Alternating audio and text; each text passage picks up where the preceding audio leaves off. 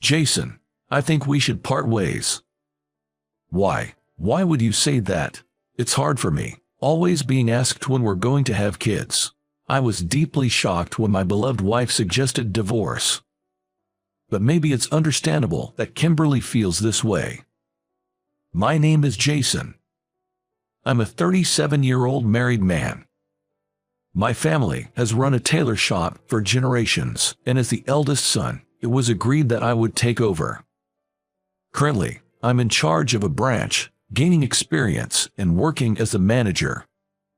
I took great pride in the long-standing brand and history of our tailor shop and constantly pushed myself to be a worthy successor.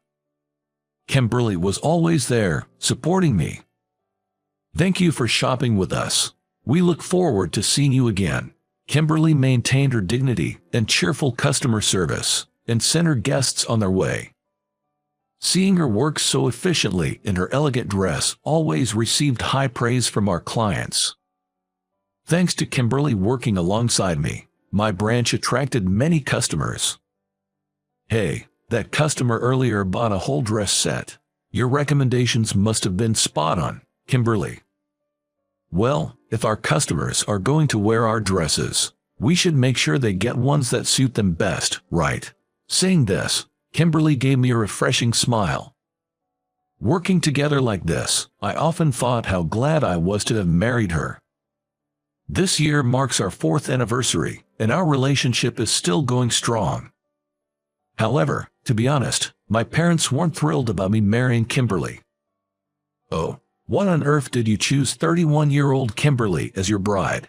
With our families standing, you could have had so many suitable arranged dates. When I decided to marry Kimberly, my mom dramatically sighed and said that to me. Before I met Kimberly, I had no experience in dating women, and people around me were worried about me. Out of concern, my parents often suggested arranged dates, but I just wasn't interested. I believed that one should marry not based on family background or conditions, but someone they truly love. Although I lacked experience in relationships, I wanted to choose my life partner on my own and make her happy. I want to choose my life partner and make them happy. Back in the day, I met Kimberly at a traditional dress workshop. Kimberly, with her charming smile, gracefully dressed a mannequin. Turns out, Kimberly had learned how to wear traditional dresses during her training. Being shy, I didn't want to miss this chance and approached Kimberly right away. After dating for a year, we get married. For me, the fact that Kimberly could wear a traditional dress was impressive, but my parents seemed to think differently. Isn't Kimberly just of average background and in her 30s? Do you really think she can bear our air? Yes, Jason. Why did you choose her? Even if you have kids, she'll be over 35 at her first childbirth. I have so many concerns. They complained a lot about this to me. But their thinking was quite old-fashioned. Kimberly was a calm and refined lady who elegantly wore traditional dresses. And aren't there many women these days who give birth in their 30s? Despite my parents' objections, I decided to have a wedding with the woman I loved, Kimberly. On that day, Kimberly looked truly beautiful in her pure white dress and bright red lipstick. I had a feeling I'd never forget this wonderful day as I solemnly sipped from the ceremonial cups. Even after 4 years of marriage, we don't have children, but I never saw it as a big issue. We were about to start fertility treatments soon, and I was determined to stay positive. Currently, we don't live with my parents, and I tried to keep Kimberly away from family stress. I wanted to protect her in my own way. But one day, Kimberly, with a sad look, suddenly said to me, "Jason, let's break up." Panicking, I asked, "Why?" With a downcast face, Kimberly calmly expressed her feelings. "I'm tired of constantly being asked about when we're having children. You shouldn't care about what others say. We're about to start fertility treatments, and we can go at our own pace. I'm sorry, I can't take it anymore. I guess I wasn't meant to marry into a good family. Please, let's separate." Interrupting me, Kimberly pleaded with tears in her eyes. If this was Kimberly's wish, then I suppose I had to accept it. The idea of my beloved wife wanting a divorce deeply shocked me. But maybe it was inevitable. Kimberly is serious-minded, and perhaps she felt more pressure than me to meet my parents' expectations. I believed I was considering Kimberly's feelings, but in the end I was only satisfying myself. I didn't realize that Kimberly had been pushed to this extent until today. I felt like the worst husband ever. All right, let's get a divorce. So, we began to prepare for our divorce. Since we both agreed, everything proceeded smoothly without any issues.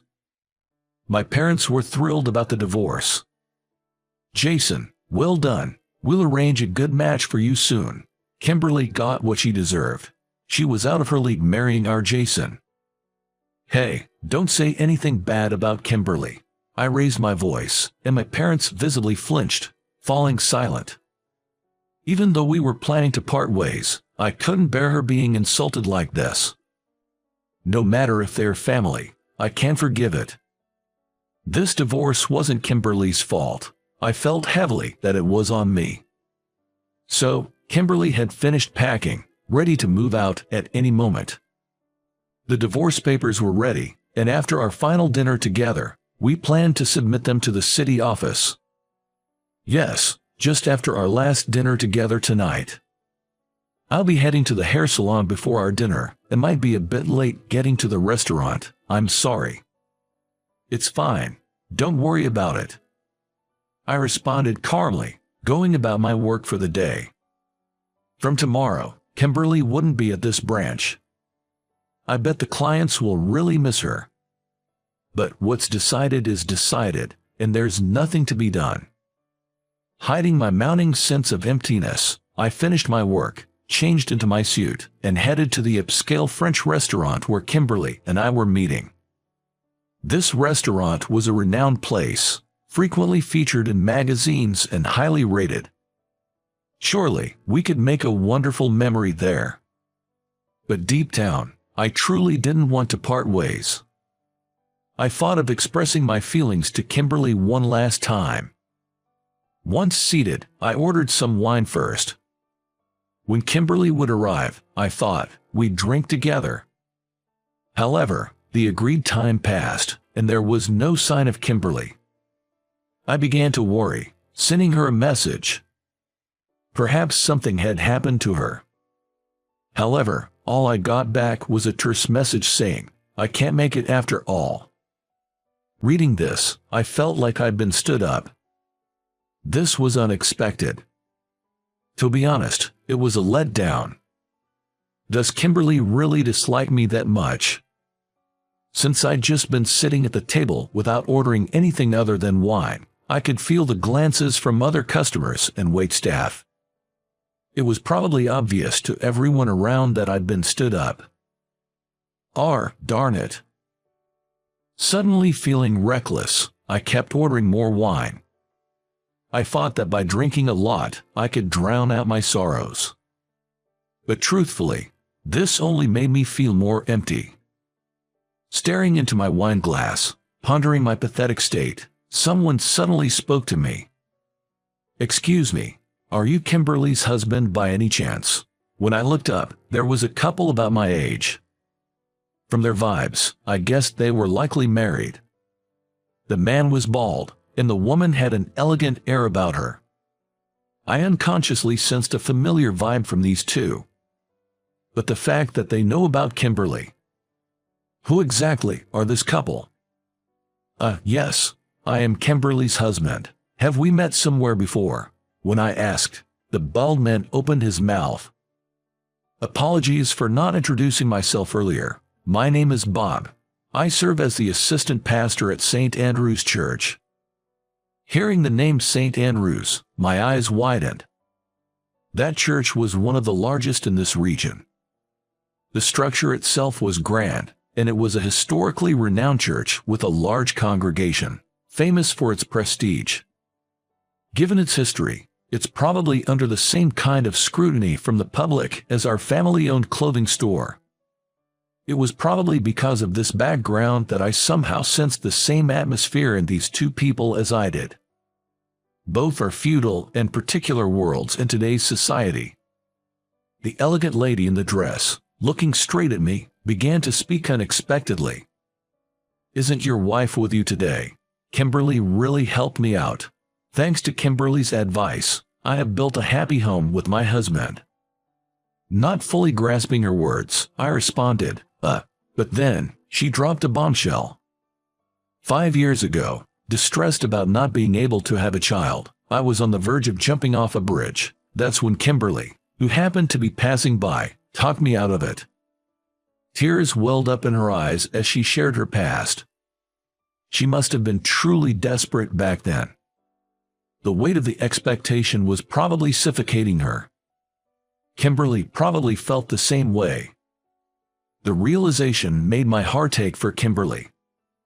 Kimberly desperately tried to stop me, and showing me a photo of you on her cell phone, spoke passionately. "I'm not exactly well regarded by my fiancé's parents, probably because of my age, but even so, he chose me. Honestly, I'm worried about whether I can live up to his parents' ideal of a wife, but I believe I'll never meet anyone I love more than him, and I don't think I'll find anyone who values me more than he does.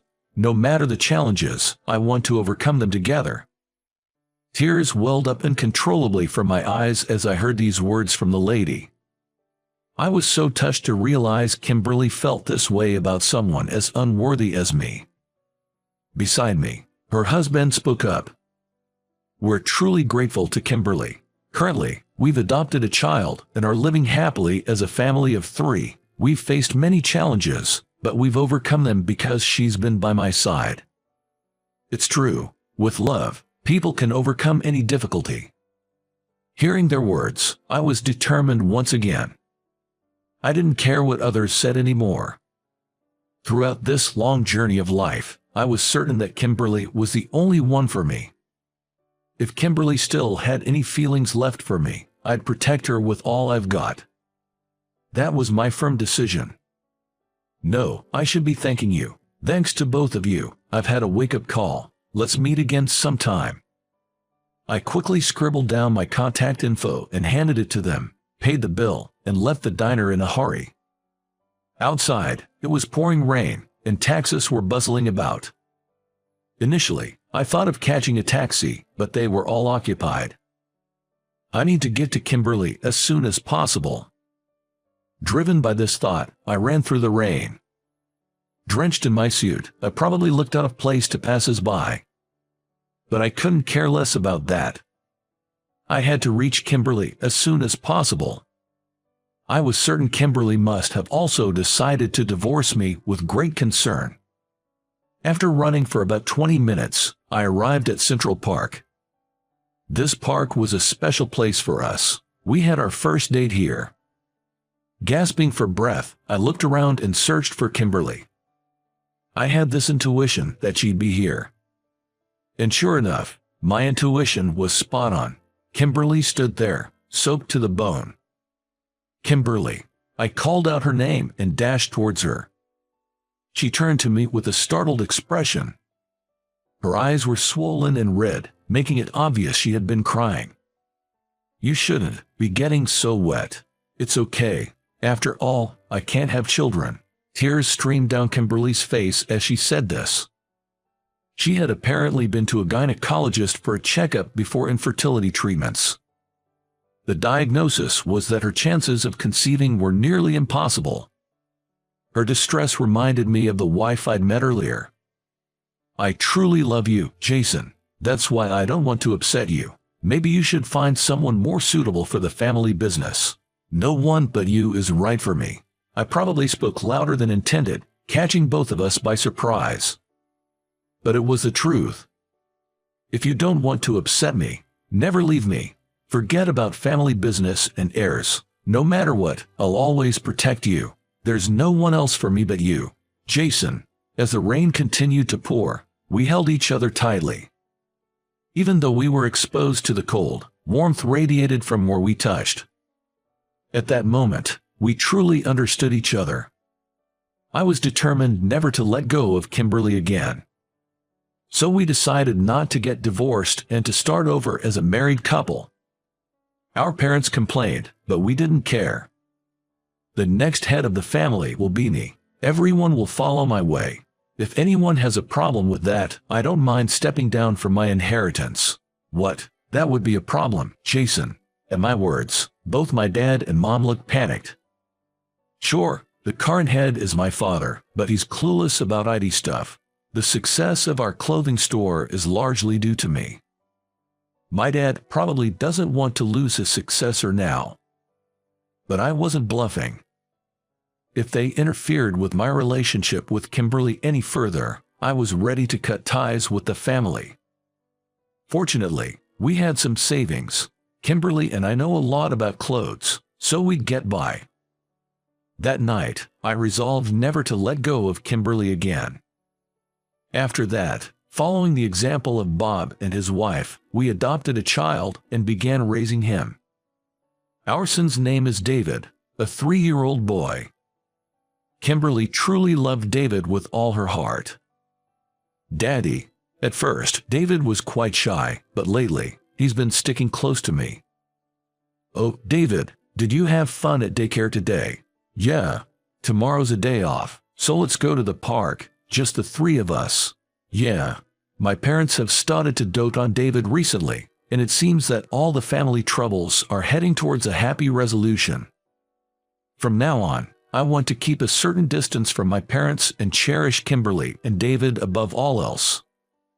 I'm so happy, Kimberly said with a big smile. We'll overcome any challenges together and share our joys. Watching us, David will surely grow up to be a kind man,